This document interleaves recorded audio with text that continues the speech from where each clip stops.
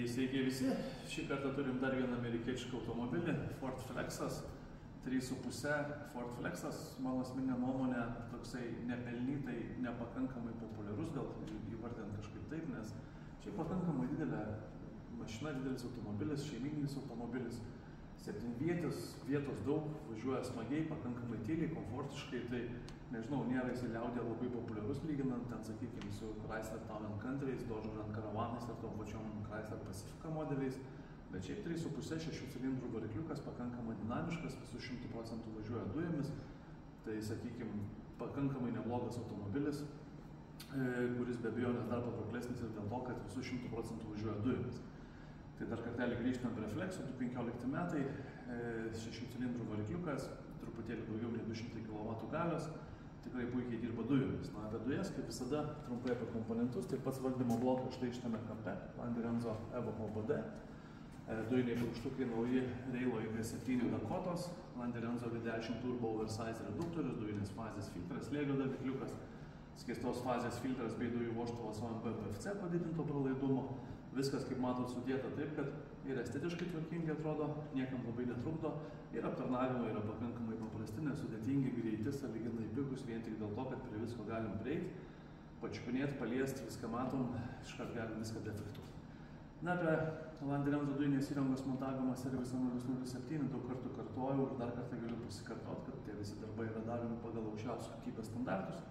Tai reiškia, kad ir specialūs gamykliniai laikikliai, kokybiškos žarnos, pilotinės sąvažos, apsauginės gofros, dujinės įrangos laidynas vėlgi adaptuojamas konkrečiai šiam variklio skyriui, laidų ilgius parenkant būtent tokius, kokių jų reikia, tie laidai yra sugrupuojami tarpusavėje, įvelkami į apsauginės gofras ir izoliuojami, identiškai atrodo gamykliškai padarytas variklio skyriuje laidynas, taip kad be abejo tų pavyzdžių labai toli nereikia žiūrėti, užtenka atsiverti variklio skyrių, dangtį ir pasižiūrėti, kaip viskas padaryta.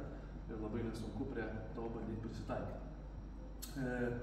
Iš esmės dujinės įrangos dėl saugiklio vietą reikia žinoti, tai klientų paaiškinsim, čia jis yra greta pliusinės klemos, viskas labai patogiai, paprastai ir aiškiai, viskas nuvalyta, švaru, gražu, tvarkinga, esam pilnai pasiruošę atiduoti klientui automobilį. Tai tiek apie priekio darbus. Dujų perjungimo mygtuko vietą sumontuojam štai šitoje vietoje, pakankamai gera vieta, matoma vieta apačioj, neakina, neblaško naktį, nešviečia labai stipriai, neatsispindi nuo stiklų, kai yra montuojama kažkur aukščiau, nesislepia už vairo, visą laiką matom, visą laiką norim, paliečiam, pasiekėm, tikrai labai patogu ir gerai. Dujų balionas yra sumontuotas atsarginio rato vietoje, žemiau šitų sėdynių viduje. Kaip matote, sėdynės susilenkia, užsilanksto, taip kad labai aukšto baliono negali montuoti, tam, kad jos užsifiksuotų ir susilankstytų.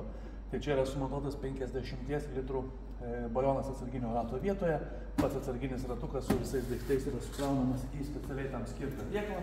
Na ir pildymas dujų padaromas prie benzino užpilimo vietos. Reiškia, atsidarė, įjungiam pistoletą ir pilamės iš karto dujas. Labai patogu, paprasta ir elementaru. Kadangi tiek apačioje benzino užpilimo kamščio neturim, viršui taipogi dujinio galima būtų nesukti, gražiai viskas pasislėpia lygiai ir tvarkingai. Tai va, tai didelis šeimyninis automobilis, tikrai labai smagiai važiuojantis. Jei kažkas galvoja apie tokio įsigijimą, turėkite omeny, kad dujomis jis dirba sklandžiai ir be problemų ir mes mielai galim sumontuoti kokybišką Landerenzo sistemą šiam automobiliam, taip kad visi tie, kurie norės ir ieškosit kokybiškų sprendimų, kviečiu susisiekti. Ačiū.